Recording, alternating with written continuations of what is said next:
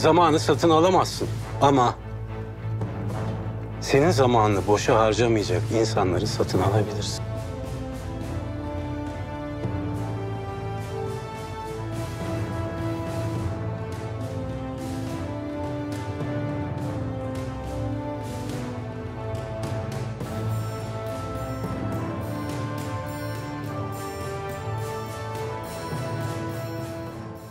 Kızılcık Şerbeti dizisi her sezon olduğu gibi bu sezonda izleyicilerini heyecan dolu bir serüvene sürüklemeye hazırlanıyor. Peki yeni sezonda bizleri neler bekliyor? Diziye kimler veda edecek? Hangi yeni karakterler hikayeye dahil olacak? Ve sezon ne zaman başlayacak? Tüm bu soruların cevaplarını ve çok daha fazlasını bu detaylı analizimizde bulacaksınız. Videomuza geçmeden önce yeni sezonu merakla bekliyoruz diyenler videomuzu beğensin, sayımızı görelim. Ayrıca dizimizde en sevdiğiniz karakteri ve yeni bölümden beklentilerinizi yorumlar kısmında belirtmeyi unutmayın. Hadi hazırsanız detaylı analizimize başlayalım.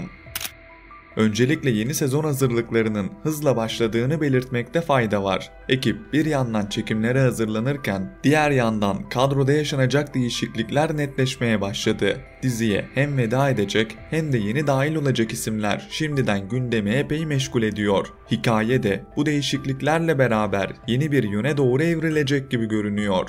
İlk olarak vedalarla başlayalım. Birsen Altuntaş'ın haberine göre dizide sezon finali öncesinde ilk vedayı Mary karakteriyle yaşadık. Hemen ardındansa izleyicileri şaşırtan bir ayrılık daha gündeme geldi. Metehan karakterine hayat veren Rahimcan Kapkap'ın da diziden ayrılacağı netleşti. Üstelik Rahimcan Kapkap yeni sezonda yayın hayatına başlayacak olan Veliaht dizisinin kadrosuna dahil oldu bile. Bu da demek oluyor ki Metehan karakteri Kızılcık Şerbeti'nin artık olmayacak.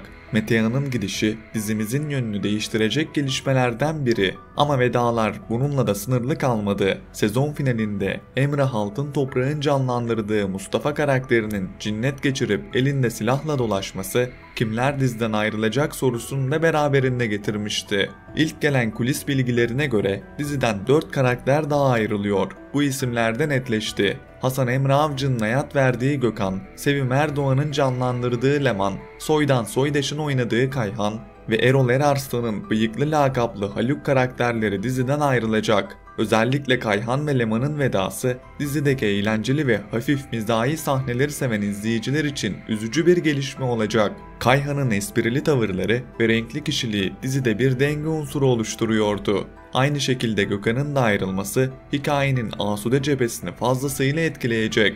Geçtiğimiz sezon Gökhan diziyi adeta tek başına sırtlayan karakterlerden biri olmuştu. Onun gidişi Asude Hanım'ın hikayesinde derin bir boşluk bırakacak gibi görünüyor. Vedaların ardından en çok merak edilen konulardan biri ise diziye katılacak yeni oyuncular. Şimdiden ortaya çıkan bilgiler ışığında Asude'nin abisi Ayhan ve ailesinin yeni sezonda hikayeye dahil olacağı netleşti. Ayhan karakterinin kimin canlandıracağı henüz kesinleşmedi. Ancak kulislerde bu rol için Talat Bulut ismi sıkça konuşuluyor. Talat Bulut gibi güçlü bir oyuncunun diziye dahil olması hikayenin tansiyonunu bir anda yükseltebilir.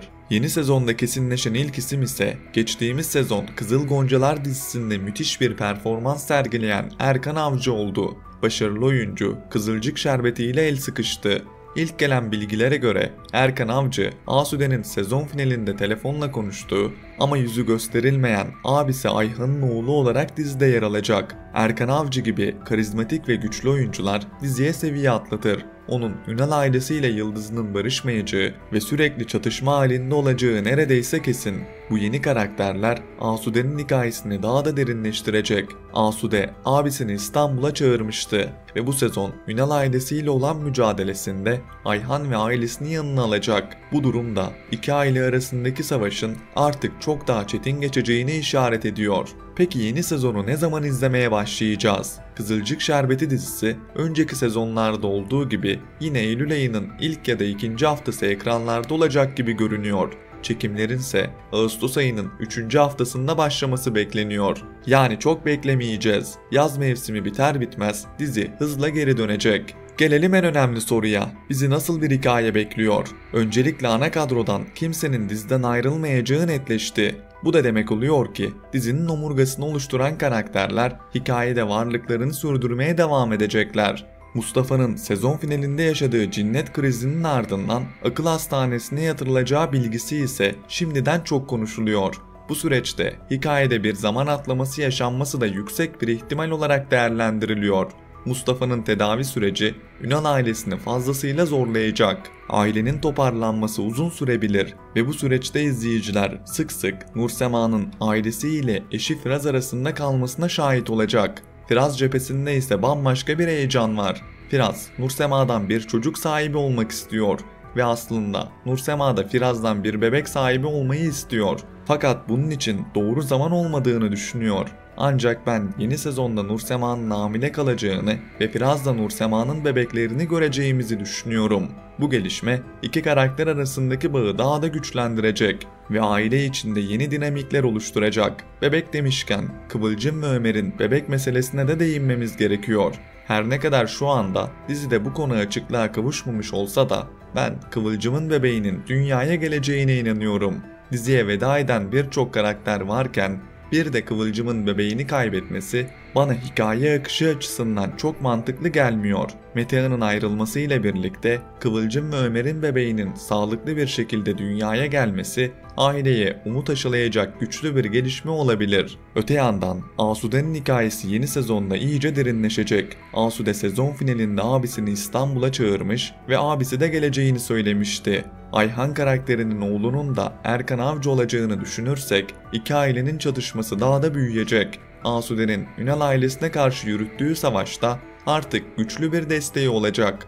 Bu süreçte Asude ve Abdullah arasındaki ilişkiler de oldukça gerilecek. Özellikle Işıl'ın sezon içinde büyük bir hata yaparak tüm sırlarını ele vermesi ve diziden veda etmesi Asude ve Abdullah'ın arasındaki mesafenin kapanmasına yol açabilir. Hatta ben Asude ve Abdullah arasında bir aşk doğma ihtimalini oldukça güçlü görüyorum. Şimdilik her şey ihtimal dahilinde olsa da senaryonun bu yöne evrilmesi oldukça mantıklı.